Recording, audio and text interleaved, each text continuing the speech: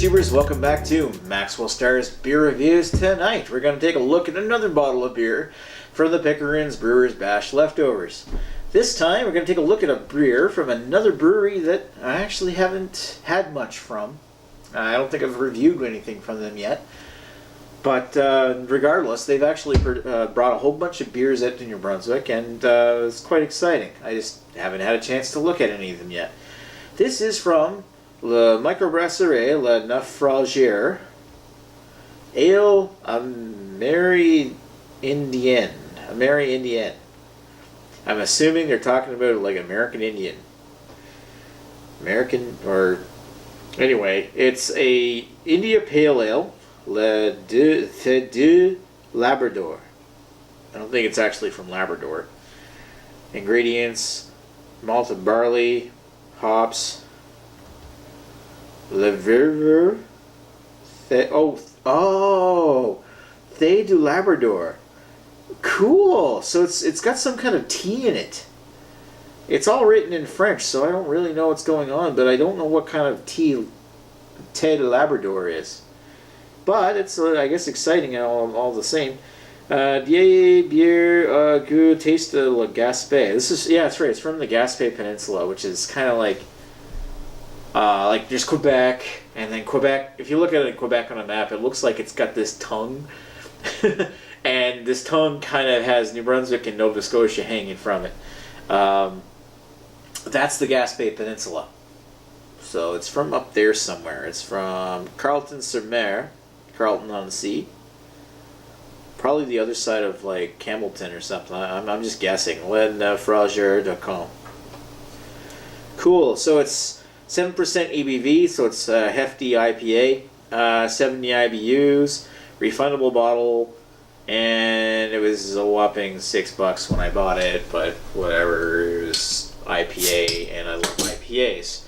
So, actually I had smoke. Let's give this a taste. Clean the water in my glass. It's just tap water. I rinsed my glass out from the last one.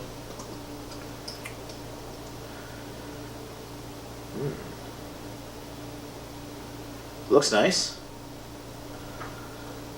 It's got a orangey pinkish head almost. Dense bubbles. I'm getting 2.5 fingers ahead, but I didn't pour the entire bottle into the glass. Brassy down at the bottom, coppery at the top, so you get that orange amber kind of appearance. Typical IPA thoroughfare.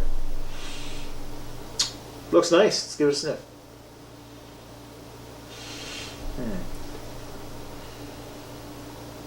Ooh.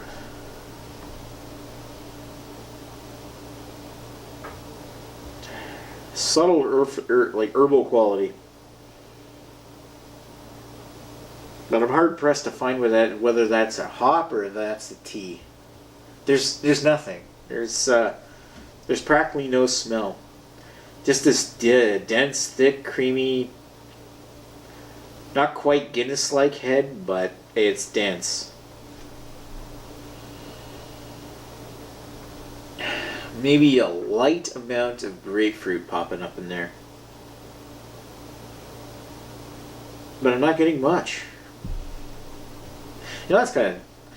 you usually look forward, like IPAs... I love IPAs, and usually one of the biggest, favorite things about smelling IPAs, a lot of them have this wonderful floral hoppy kind of, or tropical kind of scent. Well, this has just got nothing at all.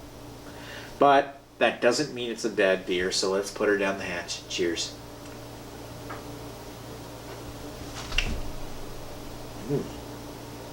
Whoa. That's where the hops are hiding.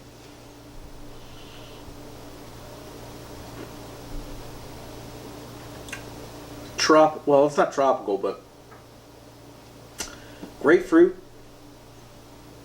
Kind of a white grapefruit. An earthy taste. Like almost indicative of like Cascades.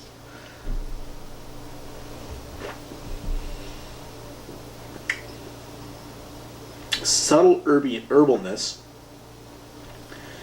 And there is a little bit of a strong brewed tea coming up in the back, and maybe it's because I read Labrador tea or something. I don't know. It could also be me seeing something in the... No, I'm definitely getting a tea.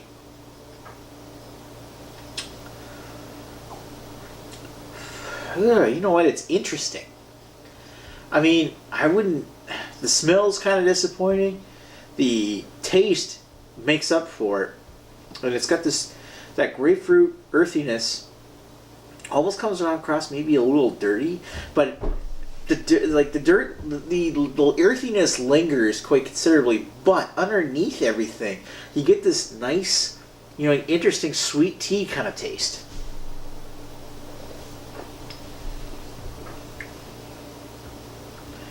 And as it breathes, as it mellows out a little, that tea is coming out. And the thing is, that's it. That's what I kind of like in any kind of beer, is something interesting to make me keep drinking it. And you're like, okay, well, it's just this average earthy, more traditional maybe style IPA, and then it's got this weird sweet tea kind of hook to it that makes me think, well, that's good. And you drink it, and then you want to drink another sip to get that taste again. And that's just it.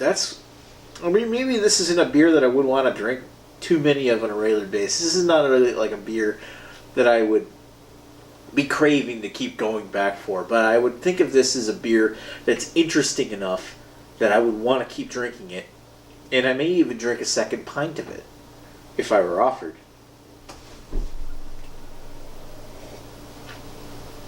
I would sit down and I would probably enjoy a couple of these. This is nice. That tea note is interesting. And I don't know that's really something that has been attempted too many times on a true IPA. That's rather unique. I kind of like that. I'm not going to give it a 4. But I gotta say, I have to give that a 3.75. 3.75 out of 5. That's interesting. Just because it's interesting. I mean, it would just be this average IPA if it weren't for the fact of that little tea note, and that's just that little extra something that makes me want to keep drinking this beer. While I review other beers, I think I'm just gonna sit this one down on the counter and say I'm gonna come back to this and enjoy it. This is different. I like it. Anyway, thanks for watching Maxwell Starr's beer review of Ale Mary Indienne from Microbrasserie de Naufrageur, Thé de Labrador, India Pale Ale from Quebec. Talk to you folks later. Cheers.